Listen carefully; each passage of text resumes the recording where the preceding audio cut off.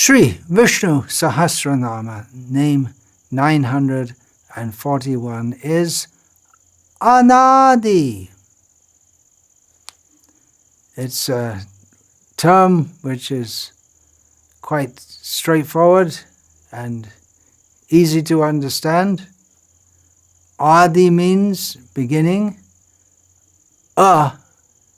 Placed at the beginning of a word in Sanskrit, means negation, and if it comes before the letter then the na is put there, so anadi means beginningless, he who is beginningless. Adi,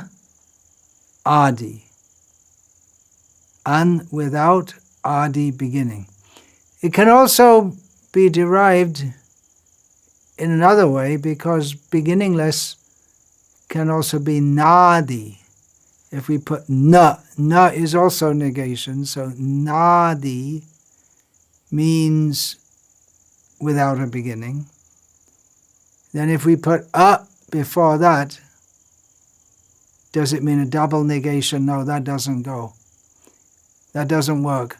But is a name for Vishnu, because it's the beginning of the alphabet. Aksharanam akarosmi, Krishna says in Bhagavad Gita. Among the letters, I am the letter or the letter A we have in English, or in the 26-letter alphabet that we use in English. We have the first letter is A. So means the beginning. So Anadi means he who is he who is the beginning, and he's also beginningless. He is the beginning of everything, and he is beginningless. We had way back at name 36, more than 900 names previously, Anadi Nidhana, which gives a very similar kind of meaning. And at name 147 we had Jagadadija, who is there before the creation. So these are similar names, before the creation of the universe. Shankaracharya gives this meaning. Adi means the beginning, and he unpacks it as Karanam asya na vidyata iti anadihi sarva karanatvat. He who is beginningless because he is the cause of everything. Who existed before anything else existed must be the cause, the original cause. And the cause of everything must be beginningless, because if it had a beginning, something caused it to come into being. Unlike our scientist friends who say that the whole universe came into being from a big bang without any cause. Doesn't make any sense. Science.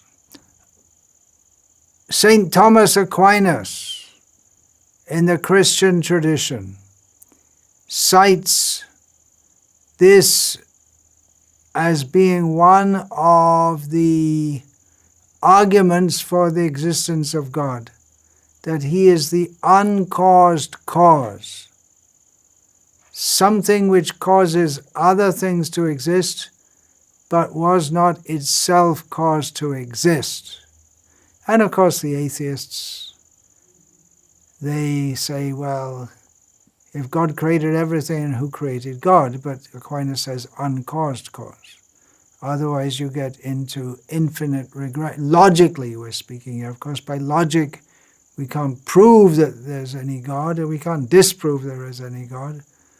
But we can apply some intelligence to try to understand all these things. So the uncaused cause, Aquinas says, is that which causes other things to exist, but was not itself caused to exist. And of course, if we're going to talk about Anadi, who is the cause of all causes, then we're going to quote from the first verse of Brahma Samhita, chapter 5, Ishvarah Paramah Krishnaha Satchidananda Vigrahaha Anadiradir Govinda Sarvakarana Karanam. Krishna, who is known as Govinda, is the supreme controller. He has an eternal, blissful, spiritual body. He is the origin of all. He has no other origin, for he is the prime cause of all causes. Note that word prime, because Brahma also appears to be the cause of all causes, as Narada thought. We'll find that in the second canto of Bhagavatam, that Narada thought that Brahma, he's the creator of everything, so he must be the cause of all causes. But then Narada thought again and thought, well, maybe he's not. And Brahma explained that Brahma himself is not the cause of all causes, although he may appear to be. He himself is caused, or he's an offspring of Vishnu, and even all the elements that Brahma works with, he's like an engineer that's caused by Vishnu. And all the jivas that Brahma arranges bodies for them, but they all emanate from Vishnu. So Vishnu, is the prime cause of all causes. Govindam Adi Purusham Tamaham Bhajami. He's the original person. It's a good meditation always to remember that Krishna is the cause of all causes. We may inquire from a doctor, what is the cause of my disease? But we should know that the ultimate cause is forgetfulness of Krishna. Why did you do that? Why did you say that? You can give a reason, and then someone may ask, well, and again, question your reason, and then you keep on going back. There's an immediate reason, a deeper reason, and the deepest reason is Krishna. We're in this material world due to forgetfulness of Krishna. This word Anadi comes up in Bhagavad Gita, chapter 10, text 3. Yo mam ajam anadim cha veti loka maheshwaram asamurha samartyeshu sarva papai pramuchyate. He, Krishna says, who knows me as the unborn, as the beginningless. Yo mam ajam anadim cha. Aja means unborn, anadi, beginningless. As the Supreme Lord of all the worlds, he only, undiluted among men, is freed from all sins. Now, we, the jivas, are also Anadi.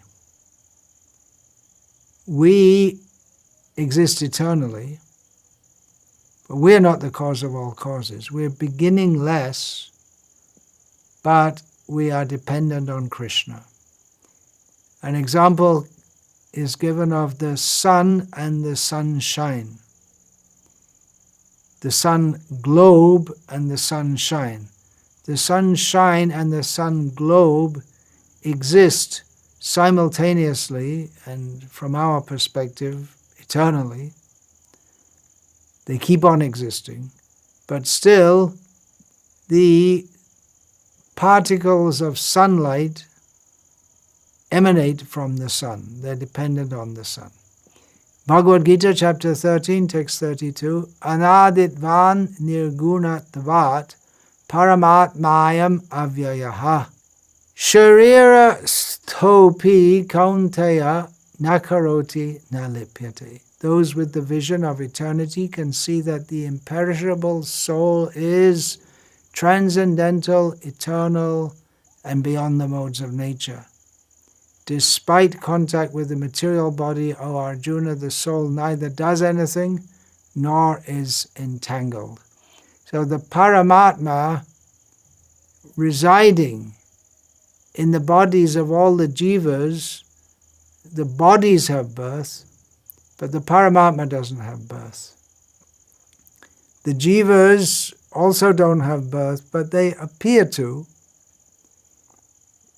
by taking body after body after body. But the Paramatma, he doesn't take body after body after body. He kindly accompanies the shariri, the jiva who occupies a material body, but he is aja in the full sense. He's not born.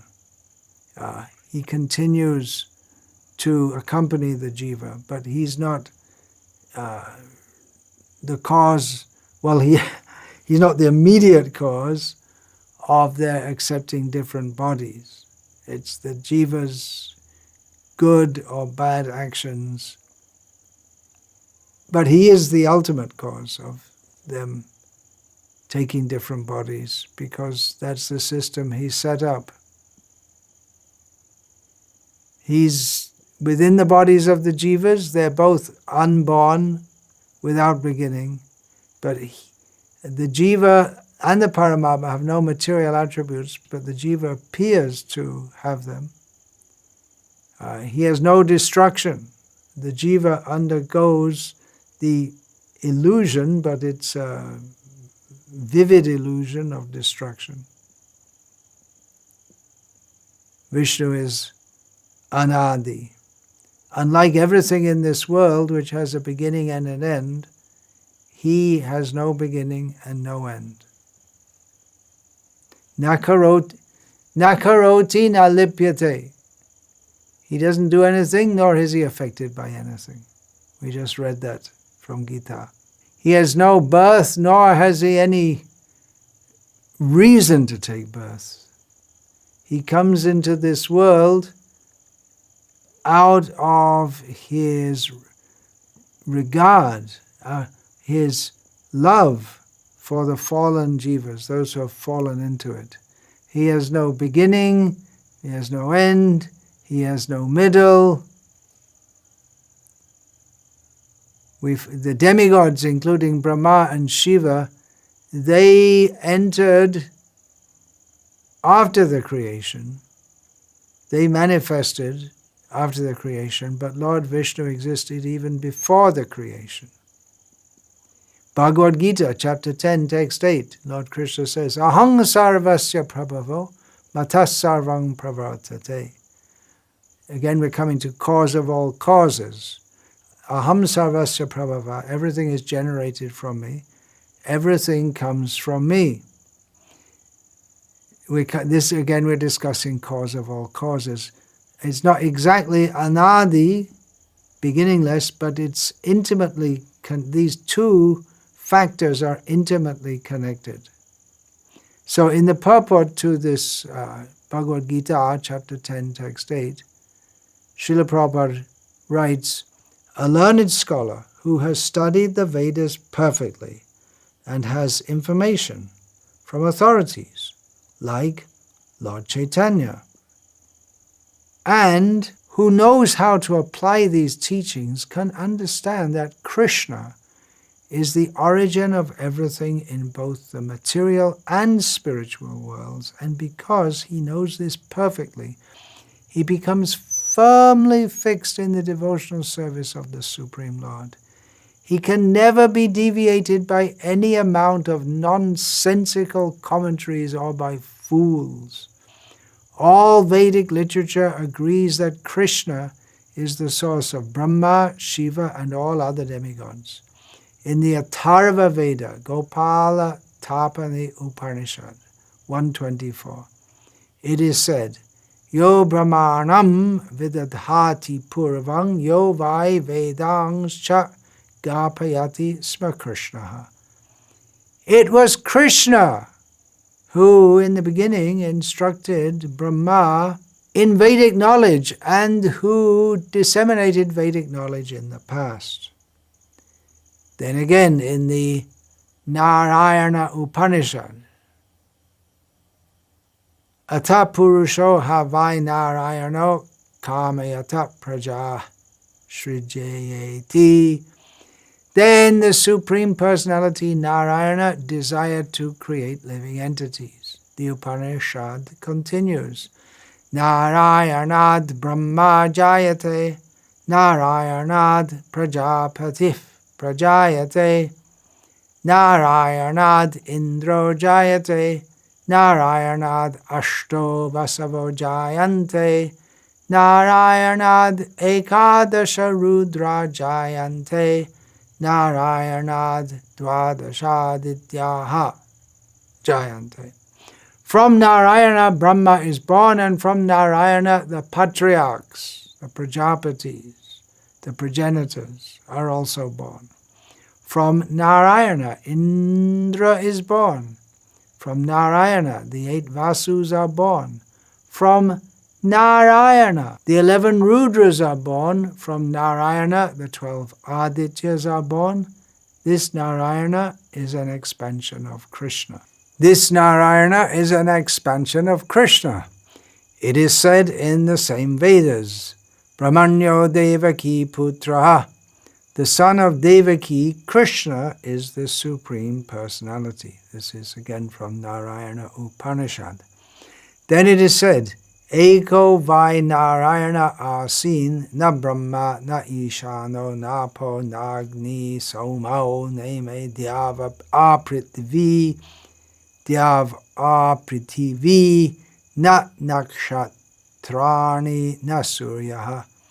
In the beginning of the creation, there was only the Supreme Personality, Narayana. There was no Brahma, no Shiva, no water, no fire, no moon, no heaven and earth, no stars in the sky, no sun. In the Maha Upanishad, it is also said that Lord Shiva was born from the forehead of the Supreme Lord. Thus the Vedas say that it is the Supreme Lord, the creator of Brahma and Shiva, who is to be worshipped. In the Moksha Dharma section of the Mahabharata, Krishna also says, Prajapating cha rudrang chapyaham eva srijami vai, tau hi mang na vijani to mama maya vimohitau. The patriarchs, Shiva and others, are created by me, though they do not know that they are created by me because they are deluded by the illusory energy, my illusory energy. In the Varaha Purana, it is also said, Narayanah paro devas tasmad chatas chaturmukhaha tasmad rudro bhavad deva sacha sarva gyatangataha. Narayana is the Supreme Personality of Godhead, and from him Brahma was born, from whom Shiva was born. Lord Krishna is the source of all generations, and he is called the most efficient cause of everything. He says, because everything is born of me, I am the original source of all. Everything is under me, no one is above me. There is no supreme controller other than Krishna. In the Bhagavatam, Canto 6, Chapter 4, the Hamsaguya prayers, this point about the Supreme Personality of Godhead being Anadi, existing before the creation, not caused by any superior cause, is repeatedly made. Prajapati Daksha is the speaker of the Hamsaguya prayers, although they already existed before he said them, but they're recorded in the Bhagavatam as being spoken by him. So some quotes from that with Srila Prabhupada's translation. The Supreme Personality of Godhead, self-evident and self-sufficient, is not caused by any superior cause. The Supreme Lord is beyond the creation of this material world, for he is the source of the material qualities, and creation. As the cause of all causes, he exists before the creation and after the creation. There are many causes, Prajapati Daksha says, high and low, but since he is the cause of all causes, he is well known as the Supreme Brahman who existed before all activities. He is one without a second and has no other cause. So you see, repeatedly being made. Actually, throughout the Bhagavatam we find, but just a few quotes right there from the Hamsa-guhya prayers. Upcoming after 6 names in Vishnu Sahasranama is, that's name 947, Jana Janmadibhi, the cause of all living beings. So you see it's quite similar. Now, Anadi, this name, can be unpacked in other ways also. And Satyadeva Vashishta derives the name from the root dane, to give. So he gives the interpretation or understanding that Anadi means he is not easily attained. In other words, he doesn't give himself very easily. Vedeshu durlabham. He's in the Vedas, but he's not found very easily. Mukting dadati karhichit smana bhakti yogam. He gives mukti very easily, relatively easily, but he doesn't allow anyone into the realm of bhakti very easily, because he becomes subordinate to his devotees. He likes to be subordinate to his devotees, but they've got to be proper devotees. Otherwise, if he is to come under the sway of materialistic devotees, no, he doesn't come under the sway of materialistic devotees. Very, very dangerous situation if that were to be. So Krishna, he gives himself to his devotee, but he's not easily attained. It requires pure devotion. Sri Mushnam Andavan explains the name Nadiyate iti anadihi. Again, taking this idea of danam, giving, and then anadi, he doesn't give himself, again, to the non-devotees. He is not realized by many because of our ignorance, our material attachments, our stubborn unwillingness to surrender to him. Parasha Bhatta gives similar meaning, or we can see the flow from the previous names, the Vidisha, Vyadisha, Disha. He, Vishnu, is not realized by Brahma, Rudra, and other demigods. He is not realized as being their Lord. Parasha Bhatta says that he gives himself freely to even animals such as Gajendra, who have fully surrendered to him. But when it comes to Brahma, Rudra, massive, big demigods, who is Gajendra compared to Brahma in the cosmic scale? But Krishna gives himself to devotees, like even in the body of an animal. But to Brahma and Rudra, he gives only some meager fruits, some material protection, some material enjoyment. He doesn't bestow the same level of affection or benefits even to highly mighty demigods like Brahma and Rudra as he does to his dear devotees. To his dear devotees, he gives full realization, opportunity to serve him. Therefore, he's known as Anadihi. The idea here is that Brahma and Rudra and other demigods, they obey the Lord, they accept his superiority, but it's more out of fear than love. Bhiti, fear, rather than priti, love. The Supreme Lord is bound by priti, love, not by bhiti. And so devotees like Gajendra can attain him very easily, whereas Brahma, Shiva and other demigods, they don't attain him. The demigods, they don't see him as the goal of their life, all in all of their life. They're always ready to run to him when they're in danger and need his help. But at other times, they want other benefits from him, such as position, power, enjoyment. Their efforts are not focused on attaining him. And therefore,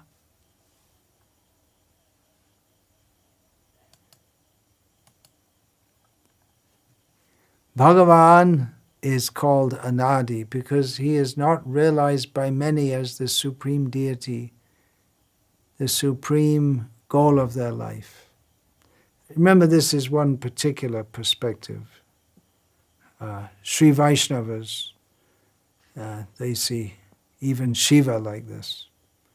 Gauriya Vaishnav perspective on Shiva is, we could say, it's more reverential. In one sense, Shiva himself is the cause of the material world, as stated in some shastras. So it's not totally untrue, just like Agni gave Krishna his Sudarshan Chakra. But Sudarshan Chakra is eternally Krishna's. But Agni is given that privilege of being able to give it to Krishna. And Shiva is given the position of being seen by some as even the cause of this material world. But actually it's Krishna who is the cause of all causes. Another commentator, Radha Krishna Shastri, takes it as those who are driven by pride, arrogance, they won't accept him as being the goal of their life, the all in all. So Anadi means one who is not accepted. He doesn't give himself, nor do they want him to give himself. They don't give importance to him, being driven by their pride and haughtiness. Another way Satyadeva Vasishta explains it is na adiyate iti anadi. He is not given to us or not attainable to us through our mind and senses. Baladev Vidyabhushan gives the meaning that the Supreme Lord is Anadi. He is not taken as a subordinate by Brahma and other demigods appointed by him. Brahma and other demigods, sometimes they may think that they're in a superior position to Krishna, but they're not. He is not under their command, not under their control. And they, when they're in a proper frame of mind, they understand that, yes, he is the boss. We are underlings. That's a discussion of the name Anadi. His glories are Anadi, without any beginning, without any end. May we always eternally go on discussing the glories of the Supreme Personality of Godhead. Vancha kalpatarubhyascha kripa sindhubhya evacha patitanam pavanebhyo vaishnavebhyo namo namaha.